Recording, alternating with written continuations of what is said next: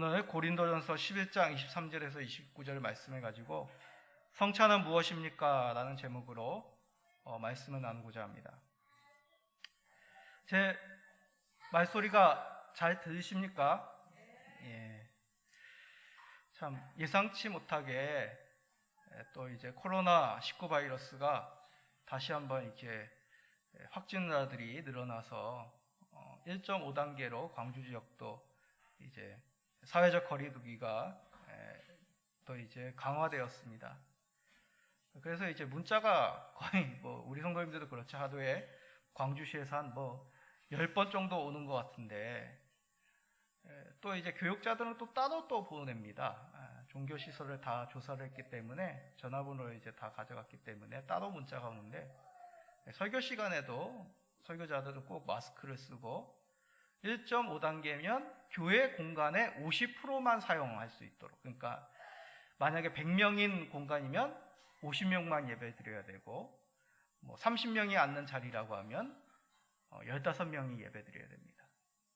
2단계가 되면 30%만 예배 드릴 수 있습니다. 그럼 100명 공간이면 30명만 예배 드리는 것이죠. 참 어렵습니다. 어렵습니다.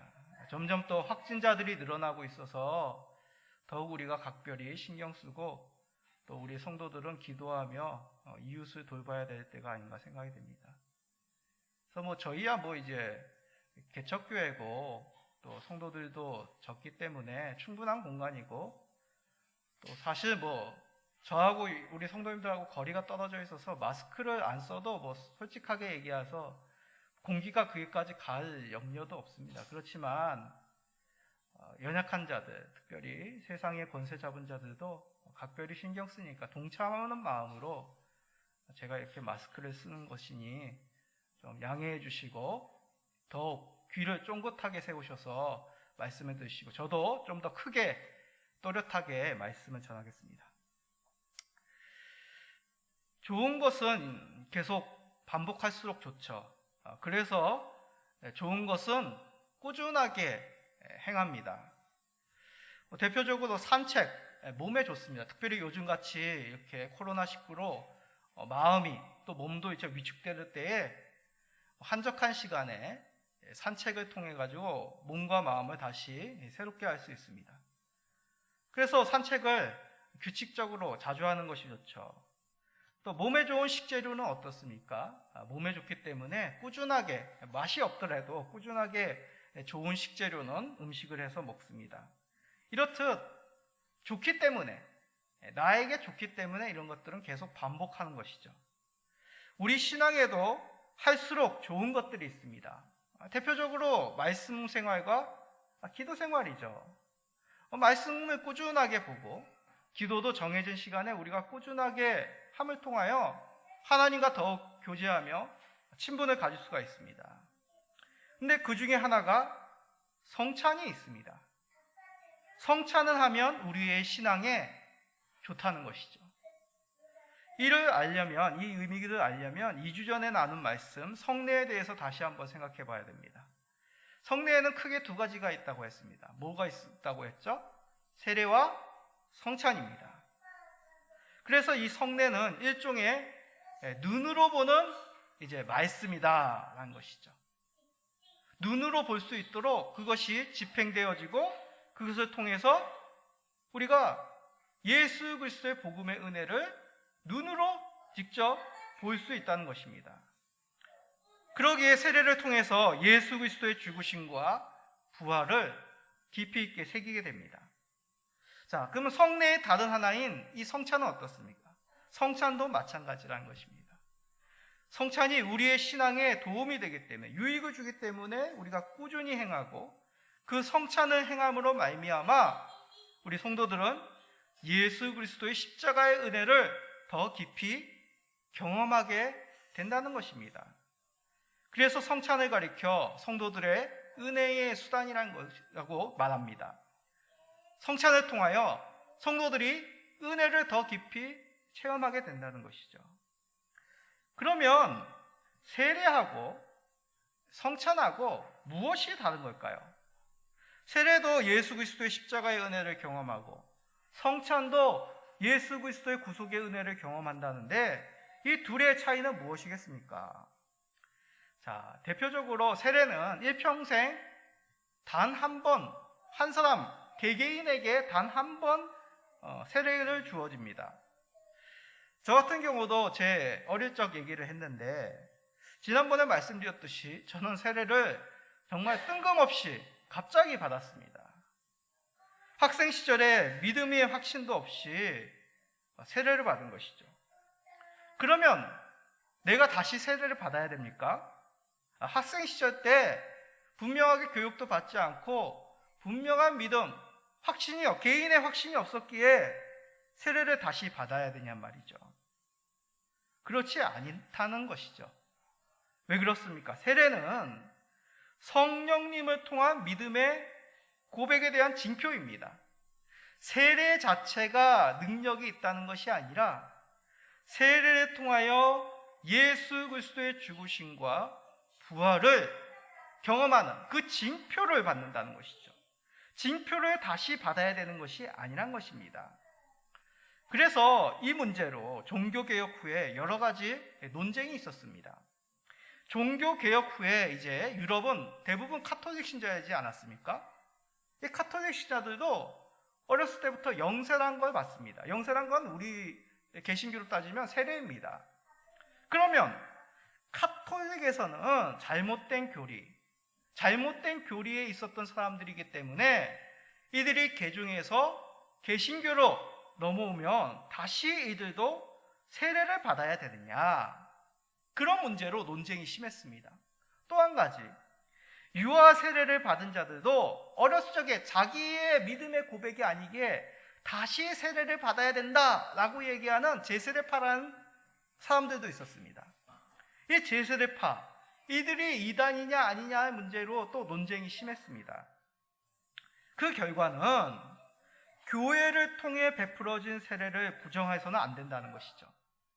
개인적인 확신이나 중생의 경험, 이것이 믿음 가운데서 중요한 징표 중에 하나이지만 교회가 정당하게 베푸는 그 세례에 대해서, 그것은 하나님께서 약속하신 근거이기에 우리의 의가 아니라 어떤 제도에 의해서가 아니라 하나님께서 약속하신 언약에 의해 세례를 교회가 베풀었기에 그 세례는 정당하다고 그렇게 결론이 났습니다.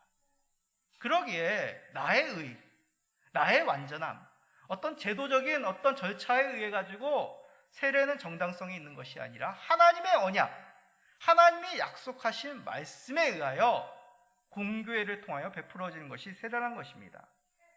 이렇듯 세례란 것은 일평생 단 한 번 받는 것입니다. 그런데 성찬은 어떻습니까? 반복적으로 계속 베풀어집니다. 그러기에 은혜인 것이죠.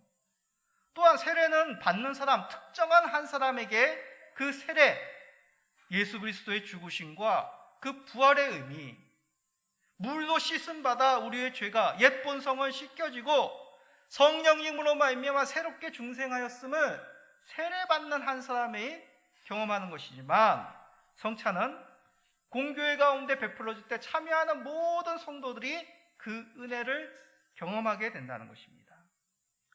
그러기에 우리는 성찬의 의미를 바르게 깨닫는 것이 참 중요합니다. 오늘 말씀으로 성찬의 의미를 바로 알아 그 속에 담긴 큰 은혜를 누리시는 모든 성도님 되시기를 축원드립니다. 자, 먼저 성찬의 의미를 살펴봅시다. 성찬의 의미를 알려면 먼저 성찬이 어떻게 시작되었는지, 어떻게 생겨나는지 우리가 알면은 이 성찬의 의미를 쉽게 접근할 수 있습니다. 성찬도 세례의 경우와 동일하게 예수님이 주인공이십니다. 예수님께서 제사장과 그 무리들에게 잡히시기 전날 밤에 유월절 만찬을 제자들과 함께 나누셨죠. 그 자리에서 제자들에게 성찬을 우리 예수님께서 직접 명령하셨습니다. 자, 그 말씀입니다. 누가복음 22장 19절입니다. 또 떡을 가져 감사기도 하시고 떼어 그들에게 주시며 이르시되 이것은 너희를 위하여 주는 내 몸이라. 너희가 이를 행하여 나를 기념하라 하시고. 아멘. 예수님께서 제자들에게 기념하라고 하는 것은 이를 후에도 뒤에도 이것을 계속 행하라라는 그런 말씀이 기념하라라는 뜻이죠. 우리의 삶 속에서도 여러 기념일, 기념하는 것들이 있습니다. 대표적으로 각 개인에게 태어난 날을 기념하는 생일이 있죠. 또 가족에게도 여러 가지 기념일이 있을 것입니다. 국가나 민족은 어떻습니까? 국가적인 어떤 큰 의미의 날을 기념하여 각종 국경일, 기념일로 삼습니다. 이런 기념일을 가지는 것은 그 기념하고자 하는 내용을 계속해서 사람들이, 개인이 그것을 새기기 위해서 이런 기념을 가지는 것이죠. 생일을 통해서 그 한 생명이 태어나고 삶을 누리게 됨을 감사하며 더 소중히 그 생명을 사랑합니다. 국경일은 어떻습니까? 국가의 중요한 일을 기념하여 민족이, 국가가 더욱 그 기념하고자 하는 내용을 다시 새기는 것이죠. 그래서 세월이 지나도, 그 사건이 일어난 그 시간에서 많은 세월이 지나도 그 중요한 의미, 기념하고자 하는 내용들을 잊지 않고 국민들이 새겨나가는 것입니다. 자, 성찬도 마찬가지입니다. 예수님께서 제자들에게 기억하여 남기고 풍성하게 하시기 위하여 기념하라고 명령하신 것이죠. 자, 그런데 언제까지 기념해야 됩니까? 바로 주님께서 다시 오실 때까지 계속하라고 말씀하십니다. 자, 고린도전서 11장 26절입니다. 너희가 이 떡을 먹으며 이 잔을 마실 때마다 주의 죽으심을 그가 오실 때까지 전하는 것이니라. 언제까지요? 그가 오실 때까지 행하라고 말씀하신 것이죠. 주께서 재림하실 때까지 이 땅의 성도들은 반복해서 자주 성찬을 나눠야 됩니다. 자, 언제부터 시작했습니까? 예수님께서 잡히시던 그 전날 밤부터 예수님이 다시 오실 때까지 이 땅의 성도들은 성찬을 계속 나누는 것이죠. 자, 이 부분이 참 중요합니다. 이 부분에서 우리는 성찬의 의미를 깨닫게 되는 것이죠. 자, 예수님이 십자가에서 죽으시기 전부터 다시 예수님이 재림하실 때까지 우리들에게, 우리 성도들에게 반드시 필요한 것이 무엇이겠습니까? 예수님께서 그리스도시요 하나님의 아들이란 믿음이 가장 중요한 거 아니겠습니까? 근데 제자들은 예수님이 부활하시기 전까지 예수님의 그리스도로, 예수님의 구세주로 하나님의 아들이라고 온전하게 믿지 못했습니다. 그래서 예수님이 잡히시던 그날 밤 이 제자들은 무서워서, 유대인들과 제사장들의 무리가 무서워서 다 뿔뿔이 숨게 되죠. 예수님은 이를 알고 계셨기에 믿음이 연약한 제자들에게 유월절 만찬을 통하여 이 성찬을 나누심으로 말미암아 밝히 자신을 드러내셨습니다. 바로 그리스도시요 하나님의 아들임을 밝히 말씀하신 것이죠. 그러시면서 이 떡은 내 몸이요, 이 피는, 이 잔은 나의 피라고 말씀하신 것입니다. 그 후에 약속대로 예수님께서 부활하시자 제자들은 예수님이 그리스도임을 분명하게 믿게 된 것이죠. 그러므로 예수님의 부활하심부터 예수님이 다시 재림하실 때까지 우리 성도들이 지키고야 될 가장 중요한 것, 바로 믿음입니다. 예수님이 하나님의 아들이시요 구세주임을 믿는 그 믿음이 우리에게 반드시 있어야 되는 것이죠. 그러기에 예수님은 우리에게 그 믿음 더하기 위해서 다시 오실 때까지, 예수님이 다시 오실 때까지 성찬을 통하여 그 믿음 굳건하게 하라고 명령하신 것입니다. 우리 부모님들도 그러죠. 중요한 이야기는 거듭거듭 자녀들에게 얘기합니다. 그러시죠? 귀에 뭐가 앉을 정도로 얘기한다. 그런 얘기합니다.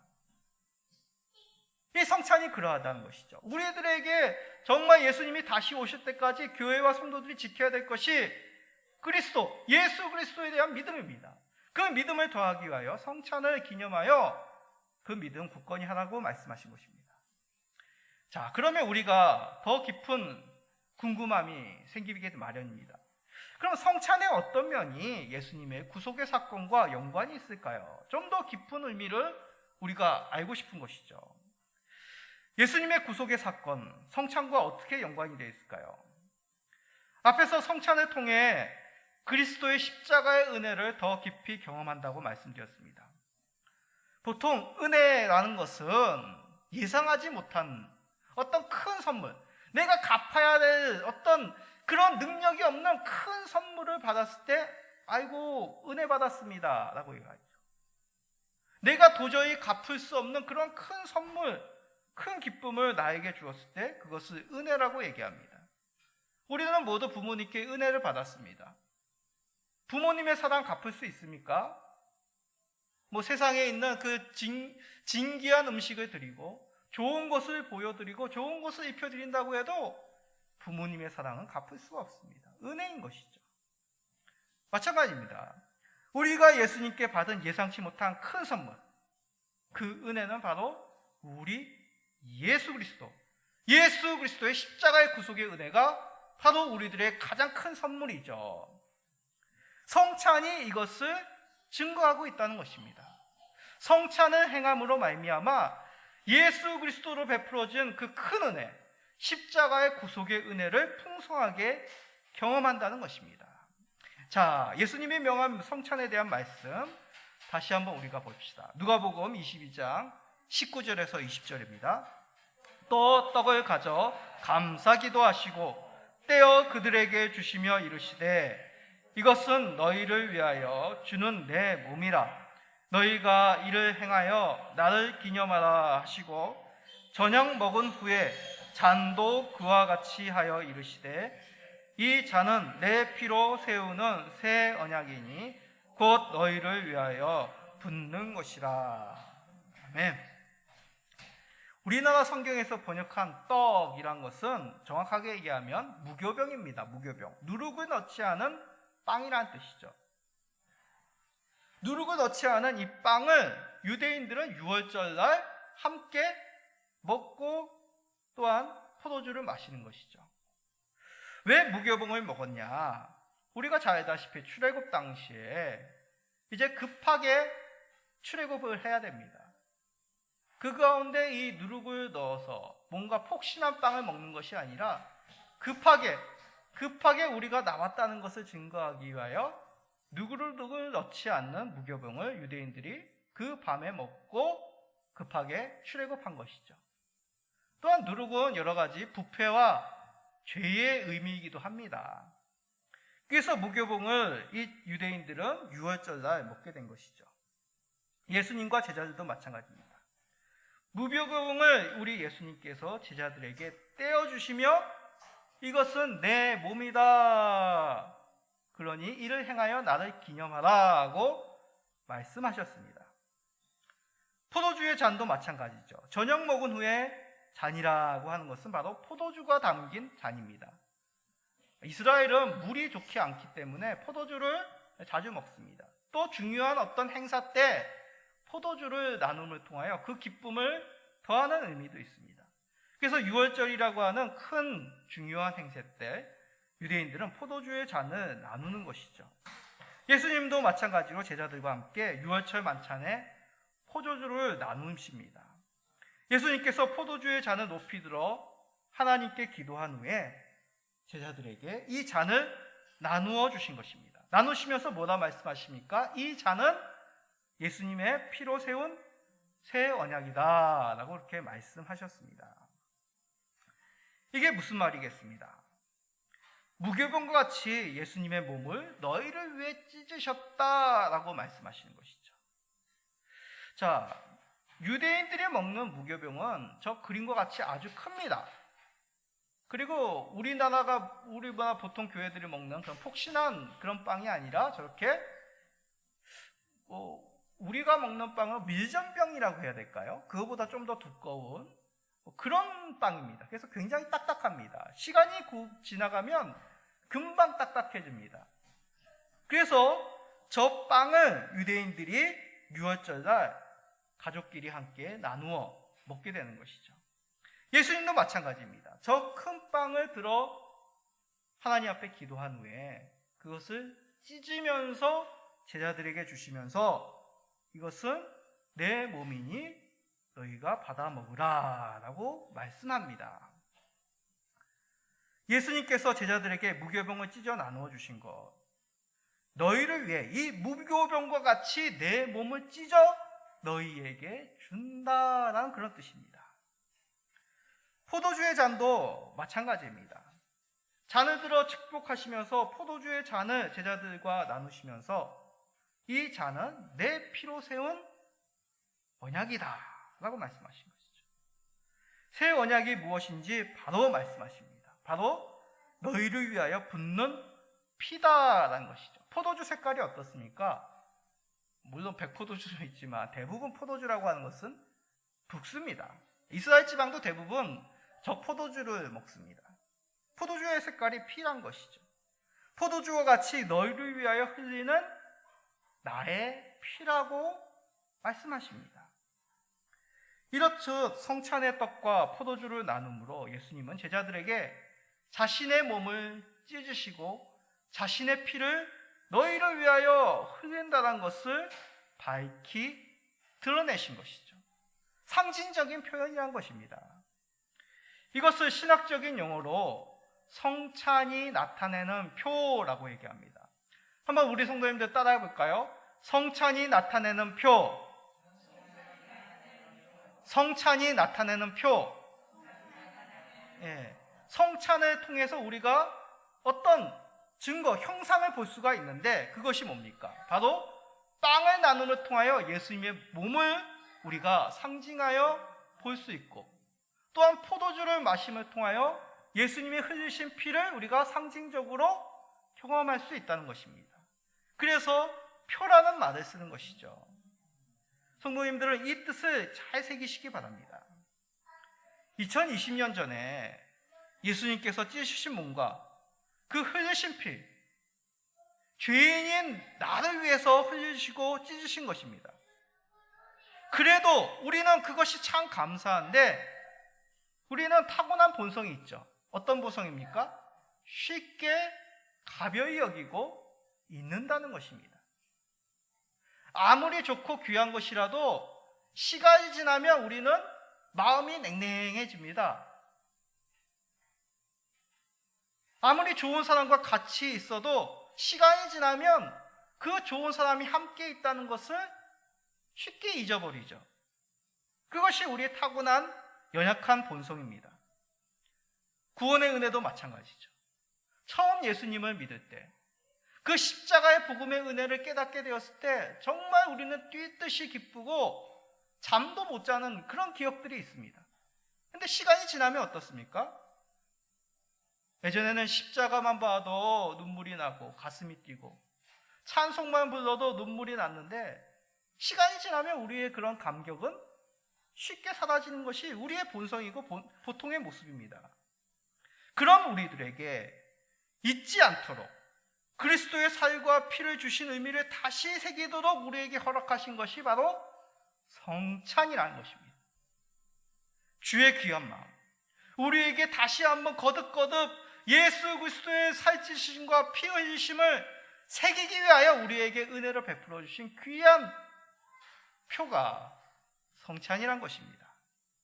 그러게 우리 성도님들은 주님께서 우리를 위한 그 귀한 마음, 우리를 보살피시고 살피시고 우리를 사랑하는 그 믿음을 더욱 새기기 하시는 그 주님의 귀한 마음이 담긴 이 성찬을 더욱 깊이 사랑하시고 그 의미를 깊이 새기시는 우리 모든 성도님 되시기를 축원드립니다.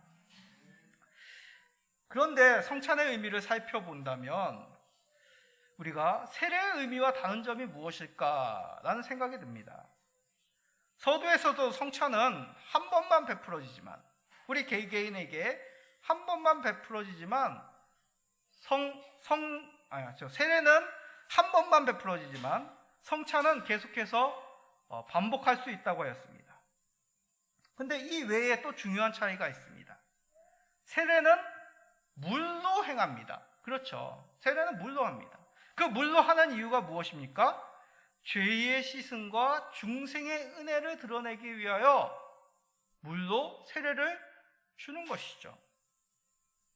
이런 은혜를 세례받는 사람이 물로 씻김을 통하여서 나의 옛 죄는 이 물과 함께 씻김받고 물속에서 죽임당하고 이제 물속에서 일으켜진 것 같이 물로 말미암아 그런 씻음과 같이 우리는 새롭게 태어났다는 것을 이 물로 세례를 베품을 통하여 경험하게 됩니다.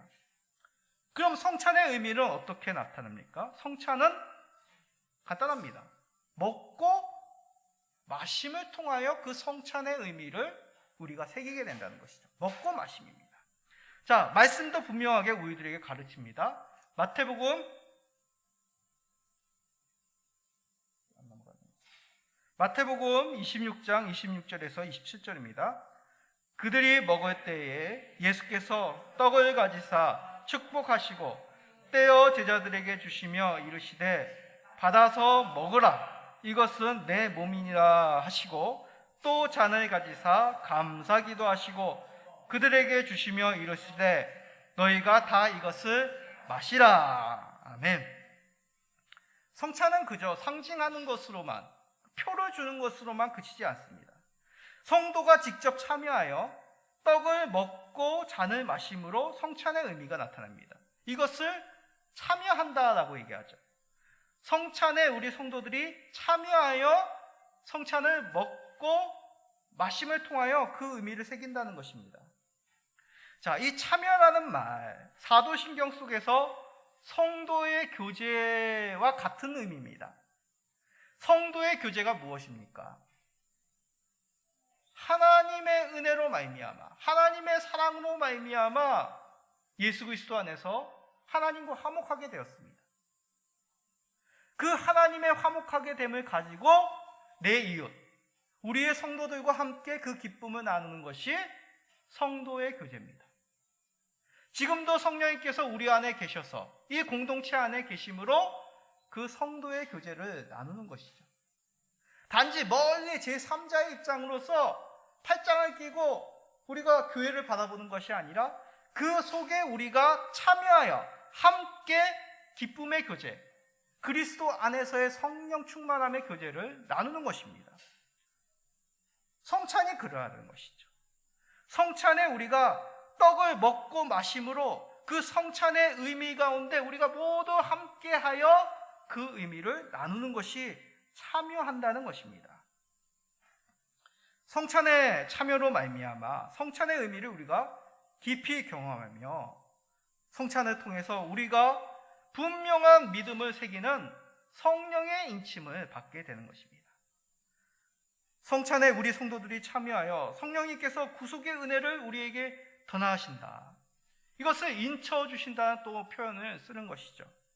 우리가 성찬에 참여할 때 성령님께서 우리에게 구속의 은혜, 예수 그리스도의 구원의 은혜, 그 복음의 은혜를 땅땅땅 도장으로 인쳐주신다는 것입니다.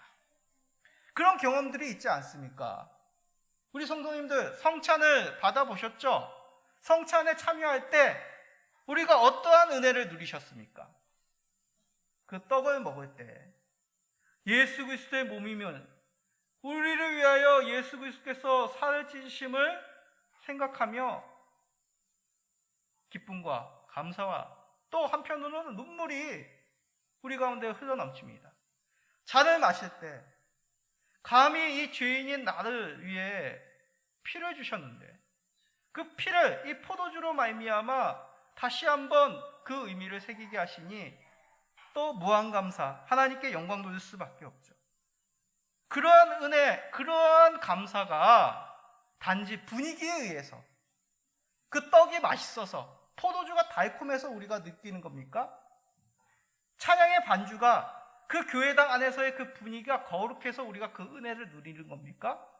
내가 거룩하기 때문에 그 성찬의 의미가 더욱 깊이 새기는 겁니까? 아니란 것이죠.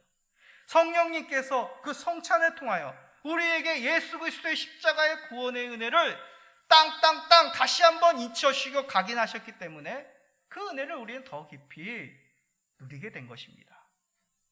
그러기에 성찬은 단지 상징적인 예식이 아니라 실질적인 우리에게 믿음을 주시는 귀한, 믿음에 풍성케 하시는 놀라운 하나님의 선물인 것이죠. 그래서 우리 믿음의 선배들은 이 성찬을 가리켜 영생의 떡이요 음료라고 표현했습니다. 자, 우리가 여기서 오해하지 말 것은 영생의 떡, 영생의 음료라고 해서 그 성찬이, 그 떡이, 그 포도주가 마치 어떤 마술적인 신비로운 능력이 있다고 생각할 여지가 있습니다. 실제로 카톨릭에서는 저번에도 말씀드렸듯이 화채설이라고 해서 성찬의 떡이 아닙니다. 빵이 아닙니다.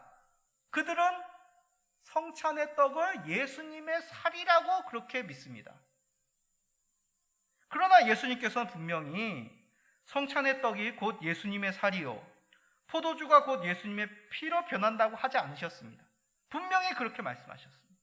기념이요 상징이요, 이를 통해 예수님의 구원의 은혜를 기억하라고 명령하셨습니다. 자, 고린도전서 10장 16절입니다. 우리가 축복하는 바 축복의 잔은 그리스도의 피에 참여함이 아니며 우리가 떼는 떡은 그리스도의 몸에 참여함이 아니냐. 아멘. 축복의 잔이라고 하셨습니다. 예수 그리스도의 피가 아니란 것이죠. 축복의 잔을 마심을 통하여 그 의미를 우리가 새겨나간다. 이 축복의 주님이 주시는 떡을 통하여 우리는 예수 그리스도의 몸에 참여함을 경험하게 된다고 분명히 바울 사도를 통하여 말씀하십니다. 그렇습니다. 성찬으로 예수 그리스도의 죽으심을 기억하고 참여하게 되는 것이죠. 참여한 모든 성도들은 그리스도와 함께 되었음을 우리는 이 성찬을 먹고 마심을 통하여 깨닫게 됩니다. 예전에는 감히 하나님께 가까이 갈 수 없는 그런 죄인이었습니다. 아무리 선행을 하여도, 우리가 아무리 율법을 준수하여도 하나님의 의로움에 도달할 수 없는 그런 자들이었습니다. 그런데 예수님께서 십자가에서 죽으셨습니다. 몸과 피를 죄인인 나를 위하여, 우리를 위하여 아낌없이 흘려주셨기에 우리는 그런 믿음으로 말미암아 하나님의 백성이 된 것이죠. 이를 주의 성찬에 먹고 마심을 통하여 우리 가운데 더 깊이 새겨나가게 된 것입니다. 그래서 성찬을 가리켜 그리스도의 몸과 피로 세운 새 언약이다, 새로운 언약이라고 분명히 말씀하셨습니다. 고린도전서 11장 24절에서 25절입니다. 축사하시고 떼어 이르시되 이것은 너희를 위하는 내 몸이니 이것을 행하여 나를 기념하라 하시고 식후에 또한 그와 같이 잔을 가지시고 이르시되 이 잔은 내 피로 세운 새 언약이니 이것을 행하여 마실 때마다 나를 기념하라 하셨으니 아멘. 성찬은 새 언약이다 라고 말씀하셨습니다. 옛 언약은 무엇입니까? 구약의 약속이시죠. 오실 메시아를 믿음으로 바라보는 약속이었습니다. 그래서 구약에 아무리 믿음이 좋은 사람들도 하나님이 베풀어 주신 그 놀라운 구속의 사건을 그저 그림자와 같이 어렴풋하게만 바라보았습니다. 홍해를 건너면서 그들은 신령한 하나님의 물시슴과 하늘에서 내려주는 만나를 통하여 그 하나님의 베풀어 주신 그 하늘에서 내려오는 신령한 떡의 의미를 어렴풋하게만 깨달았습니다. 그런데 우리는 어떻습니까? 예수 그리스도께서 직접 자신의 몸과 피를 흘려주셨습니다. 예수님께서 직접 이것을 명하여서 기념하여 이 떡을 나눔을 통하여, 이 잔을 나눔을 통하여 내가 너희를 위하여 살을 찢고 너희를 위하여 피를 흘려준다는 의미를 새기셨습니다. 이것이 바로 새 언약이란 것이죠. 구약의 그런 의문의 언약이 아니라 이제 분명한 예수께서 완성하신 그의 몸을 찢으시고 피를 흘려주신 새 언약을 우리가 받았습니다. 그러기에 새 언약을 믿고 성찬을 나눔으로 우리는 그 더욱 믿음이 깊어지는 은혜를 누리게 된 것이죠. 우리 성도님들은 성찬에 참여할 때마다 예수 그리스도께서 완성하신 그 십자가의 복음, 그 새 언약을 깊이 새겨나가며 그 은혜를 더욱 풍성하게 하시기를 간절히 축원드립니다. 자, 마지막으로 그러면 이러한 그리스도의 새 언약인 이 복음을 표하고 또한 인치는 이 성찬에 나아가는 자들, 이 성찬을 받을 수 있는 자들이 어떤 사람, 누가 이 성찬을 받을 수 있냐는 것입니다. 그냥 성찬이 행해진다, 보통 뭐 2주일이나 뭐 1주에 거쳐서 다음 주에 성찬이 있습니다 라는 광고가 나오면 그냥 참여하면 되는 것일까요? 이에 대해서 성경은 분명하게 우리에게 이렇게 말씀하십니다. 고린도전서 11장 27절입니다. 그러므로 누구든지 주의 떡이나 잔을 합당하지 않게 먹고 마시는 자는 주의 몸과 피에 대하여 죄를 짓는 것이니라. 아멘. 자, 이 말씀을 이해하려면 이 말씀의 배경인 고린도 교회의 상황을 좀 아셔야 됩니다. 고린도 교회에서는 이 성찬이 남용된 것이죠. 아무 생각 없이 성찬을 참여하고 있었던 것입니다. 일부의 성도들이 말이죠. 그래서 이 말씀은 이 성찬의 의미를 새기지 않고 아무런 생각 없이 성찬을 참여하고 있는지를 각자 성도들은 개개인들이 살펴야 된다는 말씀입니다. 나 자신을 돌아보아 믿음 가운데 있는 것, 그것은 말할 것도 없이 우리의 공동체 가운데 내가 그러한 복음의 의미 가운데 살고 있는지를 살펴야 된다는 의미입니다. 이 고린도 교회 일부 성도들은 성찬을 단지 먹고 마심의 문제로만 여겼습니다. 자, 먹고 마심으로만 이 성찬을 여긴다면 어떤 일들이 있었겠습니까? 음식이니까 음식을 먹으면 맛이 있어야죠. 또 음식을 먹으면 어떻습니까? 배불러야 됩니다. 고린도 교회는 일찍 온 사람들이 이 성찬을 다 먹어버리는 것입니다. 또 그런 것도 있었겠죠. 누가 음식을 준비했느냐? 이 빵이 왜 이렇게 오늘은 이게 뭐 이렇게 좀 뭔가 맛이 이상해? 왜 오늘 포도주는 왜 이렇게 독해? 단지 먹고 마심으로만 이것을 이해하니까 눈으로 보이는 것에 끌려가기 마련입니다. 이는 우리가 행하고 있는 성찬식에도 그 의미가 희석될 수가 있습니다. 이런 성찬식의 잘못된 모습 어떻게 드러나겠습니까? 단지 성찬식에서만 아니라 교회 생활 속에서 우리는 복음 가운데 있지 않는 그런 연약한 모습이 드러날 수가 있습니다. 내가 교회의 한 지체로 속해 있는지 우리가 쉽게 잊어버릴 수 있는 것이죠. 고린도 교회는 교회의 그리스도 안에서 하나됨보다 다른 성도들이야 어떻게 되든 자신의 우월감, 자신이 드러나는 그것을 자랑하기를 기뻐하는 자들이 있었다는 것입니다. 이기적인 생각들, 자기가 남보다 우월하다는 그런 우월의식이 이 고린도 교회 가운데 많았고, 그것을 바울 사도는 육체의 배부름이라고 표현한 것입니다. 육체의 배부름으로 주의 성찬이 남용하게 된 것이죠. 저에게도 이런 모습이 참 많습니다. 때때로 내가 경건하고 싶고 더 능력 있는 자로 성도들에게 보여주고 싶은 것입니다. 다시 말해서 예수 그리스도의 그분을 드러내는 것이 아니라, 예수 그리스도가 나의 삶 가운데 주인공이 아니라 내가 주인공이 되고 싶은 것이죠. 그 모습이 어떻게 드러납니까? 나의 언행 속에서 드러난 것입니다. 자랑하기를 기뻐하고 쓸데없는 말, 내 의의를 드러내는 그런 악한 말로 사람들을 공격하는 것입니다. 이런 말을 행한 후에 잠을 자게 되면 저 같은 경우는 깨닫게 하십니다. 왜 그렇게 했니? 왜 그런 마음을 품었니? 후회가 밀려오죠. 혀를 제어하지 못한 나의 연약함을 자백할 수밖에 없습니다. 새벽 기도할 때 그것을 다 생각나게 하시고, 정말 성도로서 목사로서 이 공동체와 성도를 생각하는 그 마음이 어떠한지를 깨닫게 하시고 부끄럽게 만드신 것이죠. 자, 나에게 이런 연약한 가운데 있다면, 내가 있다면 나는 성찬을 받지 말아야 될까요? 그렇지 않은 것입니다. 하이델베르그 요리문답 제81문에는 이렇게 질문합니다. 한번 질문을 우리 다 같이 읽어봅시다. 누가 주의 상에 참여할 수 있습니까? 우리가 알고 싶은 것이죠. 누가 성찬을 받을 수 있느냐? 이거에 대한 성경적인 대답은 이렇습니다. 자, 글씨가 작지만 우리 다 같이 읽어봅시다. 자기의 죄 때문에 자신에 대해 참으로 슬퍼하는 사람, 그러나 그리스도의 고난과 죽음에 의해 자기의 죄가 사하여지고 남아있는 연약성도 가려졌음을 믿는 사람, 또한 자신의 믿음이 더욱 강하여지고 돌이킨 삶을 살기를 간절히 소원하는 사람이 참여할 것입니다. 그러나 외식하거나 회개하지 않는 사람이 참여하는 것은 자기가 받을 심판을 먹고 마시는 것입니다. 아멘.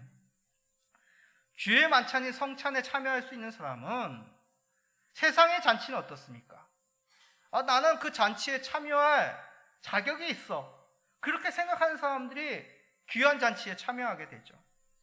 그런데 하나님이 마련하신 그 하늘의 귀한 잔치, 이 성찬 가운데는 겸손한 사람이 주의 성찬에 참여할 수 있습니다. 그럼 겸손하면 다 되느냐? 아니란 것이죠. 나 자신의 연약함과 죄됨을 자복하며 예수님의 십자가의 공로를 믿는 사람, 예수 그리스도께서 나의 그 연약함을 가리워 주셨다는 것을 믿는 사람이 성찬에 참여합니다. 자, 오해를 마십시오. 이것은 그냥 우리가 경건하면 된다.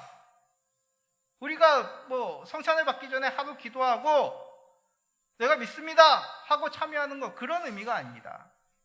하나님을 믿는 믿음 속에서 나의 삶이 그 믿음과 동일할 수 있도록 외식하지 않는 온전한 믿음이 있는 성도들이 성찬에 참여하는 것이죠. 다시 한번 말씀드립니다.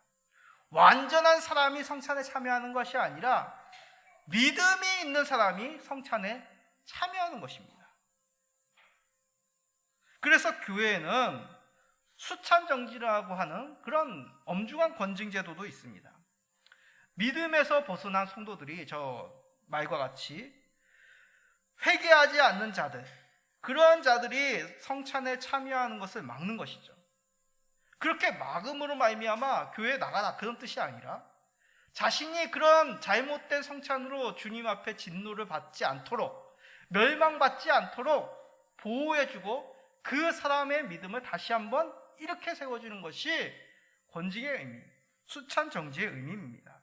그러므로 말미암아 그 사람을 다시 믿음으로 구원하고 다시 한번 이 교회가 예수 그리스도의 십자가의 은혜로 거룩해질 수 있는 것이 바로 귀한 이 성찬이란 것이죠.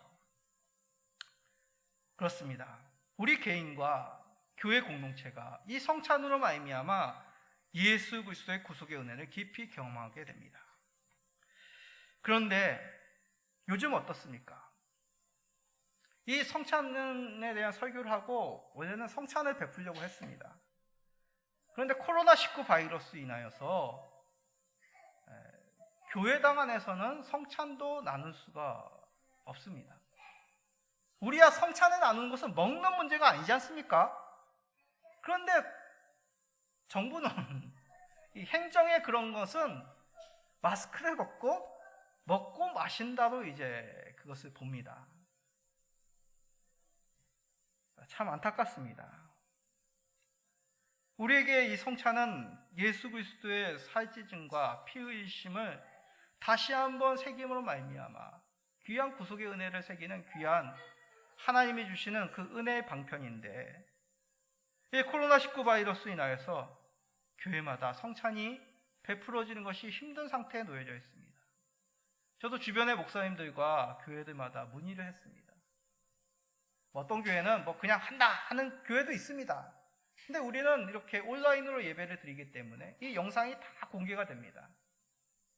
우리 성도들이야, 같이 예배 드리는 성도들이야 함께 기도로 참여하고 함께 우리가 나누지만은 또 이 설교 영상이란 것은 아무나 들어와서 볼 수 있기 때문에 이것이 믿지 않는 사람들의 입장에서 보면 덕이 안 되는 것이죠.